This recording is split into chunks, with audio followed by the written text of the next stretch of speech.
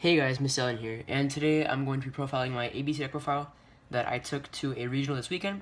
Ended up going 6 wins, 2 losses, 1 tie. Should have been 7 wins, but and only 1 loss, and that would have been giving me my top 8. But I got struck by a judge, but I'll be getting into that later. I did promise I'd be putting some videos out, so even though this deck list isn't too different, there are some significant changes. So I just figured I'd profile it for you guys. So match by match, round 1 I had to play against the Mirror. Lost the die roll 1-2 to 0 though.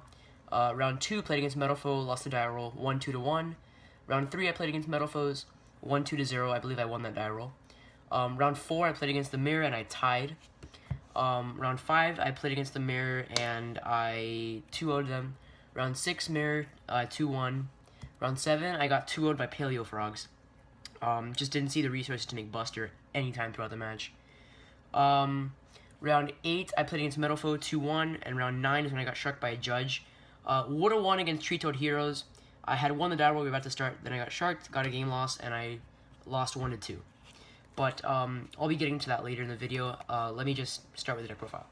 So first we have 3 copies of A, kind of mandatory, although this weekend I've been doing a lot of I don't know, if your opponent lets you have leave Buster on the field, and you just equip some, you tag out during their end phase, and then what you equipped off of Hanger, you summon off, you summon it during your turn, and you get another equip, and then you just Diamond Dire them. I've been doing that a lot with these cards lately, and that's probably what won me a lot of my games.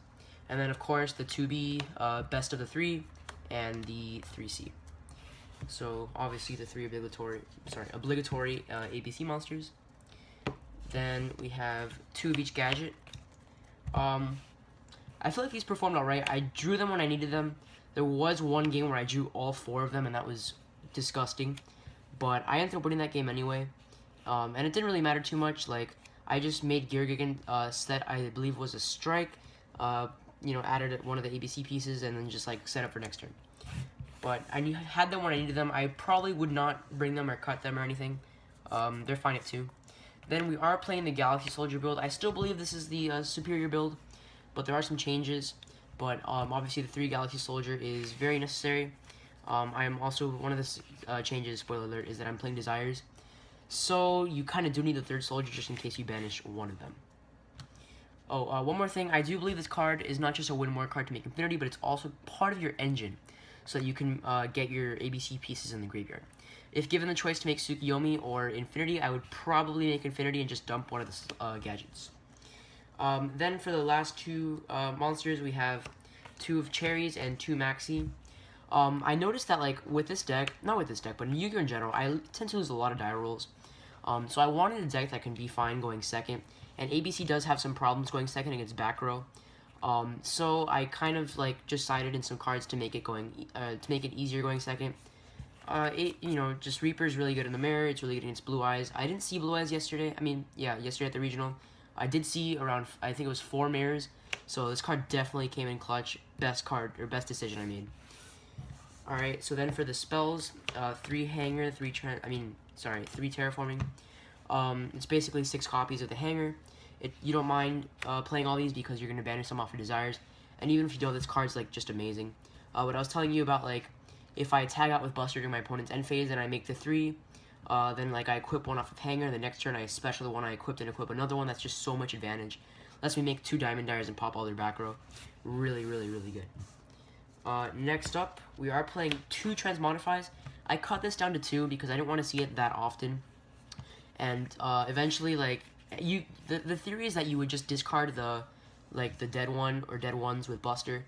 But a lot of times what I want to discard with Buster is an extra ABC piece so I can actually make a second one the next turn. So I did want to cut this down to 2. I would not cut it down to 1, obviously, because I am playing Desires. And I do want to see this during my opening hand. But it's just to that point where 3 is just very cloggy.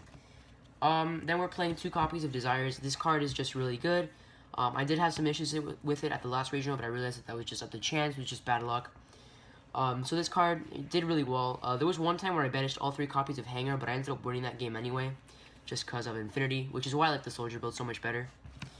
And then for the rest of the spells, we are playing 1 Geki, 1 Eclipse, and 1 Twisters. The reasoning behind these 2 is that I was expecting to see Dark Lord And what Dark Lord does is they just sit on vanities, or they make Harbinger, and I forgot what the other one was. One of those two, and I wanted outs to them. So these are basically my outs to Vanities Fiend. And then this is just so I can deal with any deck with back row. There was one time where someone anti-spelled me, I believe it was round 1 in the mirror. Game 2 they elected to go first, and then they anti-spelled, and I just changed the Twin Twister, and because of that I won. So that's it for the spells. Then going on to the traps, we do have the Solemn Brigade.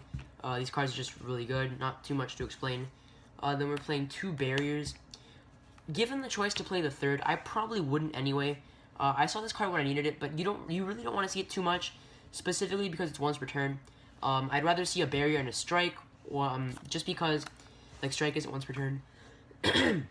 And barrier, I don't know, you just want to see it like for one turn, and after that you basically just win the next turn, so you don't want the next one.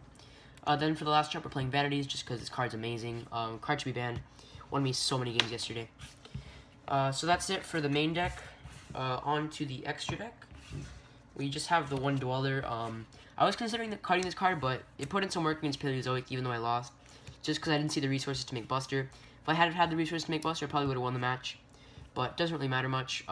Dweller's just really good against that matchup. It's also really good against BA, but like I didn't see any BA yesterday, wasn't expecting to. So like it was just good in Paleozoic.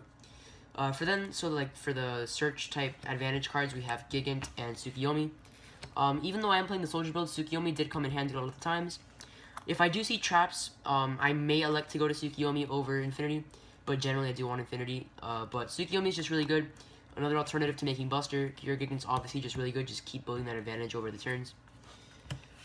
Then for the type of like removal type, I don't know, Exceeds, we're playing 2 Diamond Dyers and 1 Castel. I was very glad of my decision to make 2 Diamond Dyer, or play 2 Diamond Dyer. Just shuffling away, not shuffling, but I don't know, destroying all the back row, baiting out all the back row, so that I could make Buster was just really good. Like I said with the whole play about Unit Hanger and special summoning, and then just building advantage, you can make 2 Diamond Dyers, pop both their strikes, just win. Castel is just really good, shuffles away any problems. I shuffled away an anti-spell, shuffled away, I believe it was a hanger, so that because they were about to do something with it. It was just really good. Then we have the Utopia package, just because I want to be able to get over stuff like Infinity or Toad. I did use it to get over Toad once, just because it was the only option. I'd rather just like, I don't know, Gamma Sealer or something. But then we have the Infinity package, just because you're kind of forced to play it if you're playing Soldier, and Infinity is just an amazing card. Won me so many games yesterday, stopped so many different plays that my opponent could have made. Then we're playing, for our Cherries targets, these 3, and of course we're playing the other 2 Buster, but I'll put these together because it is the Cherries targets. So awesome, totally awesome is just like, I don't know, just for Tree Toad Hero or Paleozoics. Use it against both, but I didn't see Cherries against Tree Toad Hero. I didn't see Blue Eyes at all, but I'm probably going to keep this in here just because I expect to see it, especially at locals. I see a lot of it, but I don't know, it would perform well, I'm sure. Then Busters, obviously, you know, a staple 3 of, not much to say, just an insanely broken card with the other 2 Busters. Then on to the side deck. Honestly, the side deck's up to your choice and what you expect to see at a regional or locals, but this is what I played. For the monsters, it's 3 Chaos Hunter and 2 Gamma Seals. My mentality with this deck is that if I'm maining Cherries, game 1, it's really, really, really good. It won me pretty much every game 1 in the mirror. There was, like, the mirror that I tied, I would have lost the match, and I almost considered scooping game 1, but I cherried them, and I ended up winning that game anyway, so that's what allowed me to tie them. But a lot of people are citing Pot of Acquisitiveness, and because of that, Cherries doesn't really have as much usage if they draw into it. So what I'll do game 2, especially in the mirrors, I'll side the 2 Cherries out for 2 Chaos Hunter, because if they do side in the Avidity, or Acquisitiveness, whatever it's called, and I have Chaos Hunter instead, they don't have any of their cards to shuffle back in, because I just Chaos Hunter them, so they can't banish anything. They can still shuffle back my cards, but that makes Pot of Avidity only half as useful. Then Gamma Seal is just really good, gets over problem cards. Not much to say there. Then for the spells, 2 Avidities, 2 System Downs, and 1 Twin Twisters. You'll have to forgive me for the mismatching rarities, it's whatever. But I do want the second Twin Twister for back row decks. It was really useful against Paleozoic, even though I don't know, didn't win the match. But I only elected to play 2 System Down just because I already had so many cards that were good in the mirror. I didn't draw into it, but I'm sure if I did, it would have been amazing. Pot of Avidity, just the same mentality that I had with Cherries. If they cherry me, I can just shuffle my stuff back in. I didn't see anyone siding in Chaos Hunter, so that was good. Then for the traps, we have 3 anti-spells and 2 Union Scrambles. Anti-spells was just for Metal Foes. In the mirror, it's okay, but I'd rather just play it against Metal Foe. And it worked really well. I only saw it 1 game, but it pretty much won me the game.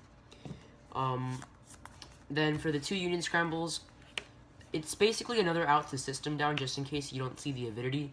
And just because the Avidity, it doesn't have any immediate usage until your turn. Whereas Union Scramble can shuffle back your stuff. It's 4,600 points of damage. Yeah, 31 plus, yeah, 4,600 points of damage. And it's just an extra buster. Really good out to System Down and a bunch of other cards. So yeah. I also had to explain what happened during round 9. So basically, round 9 started, I was matched up against Tree Toad Hero, won the die roll. So that pretty much means I won the match, because we were about to start, and then they go deck check. So what happens is they say, take all the cards on your mat, put them together, and put them in your deck box. So I do that. I take all the cards, put it in my deck box, and I give it to them. My opponent took the extra pocket out of his deck box, like this pocket with extra cards, took it out, and put it on the side. And that was fine. So they come back saying I have a game loss because I didn't properly format my deck. I asked them, what do you mean I didn't properly format my deck? And they go read Konami Tournament Policy. And I go, but I can't read Konami Tournament Policy right now. What does it mean to properly format your deck? And they go, well, everything you submit in your deck box is your deck. So if you don't want us to check these cards, then don't submit them to us. Because this isn't part of your deck, therefore you're getting a game loss. So I go, okay, so did you tell me... I was never told to properly format my deck by just taking this slot out. Because my opponent did take them out, and he was fine. He didn't get a game loss. But I did. Because I submitted with this. So I go, okay, would you like me to take it out so you can properly... I don't know, so I can submit it properly. And they go, no, what's done is done. You have a game loss. So I was like, are you kidding me? The judge, I don't know if it was the head judge that I talked to, but someone basically told me that it was Konami Tournament Policy, and if he didn't enforce it, then what good would they be? Basically told me that, like, there's nothing I can do about it. Whatever. But I would have smashed him, my opponent. I basically, even though I was able to choose whether or not I wanted to go first or second, I won the die roll anyway, so it didn't matter. I would have gone first, and I completely destroyed him game 1. He didn't destroy me game 2. I almost won, honestly. But he made 2 Tree Toads, and I had to waste some resources to get over it. And there was really nothing I could do about it. I almost won, but I didn't. So I ended up getting 24th place out of, I believe, 300. Would have gotten top 8. My record would have been 7-1-1. I know someone with the same record that got like 6th place, so I would have been in their spot. My tiebreakers, besides that Tree Toad Hero guy, were at table 1 and 2 in the final round, so there was no way I wouldn't have top 8'd.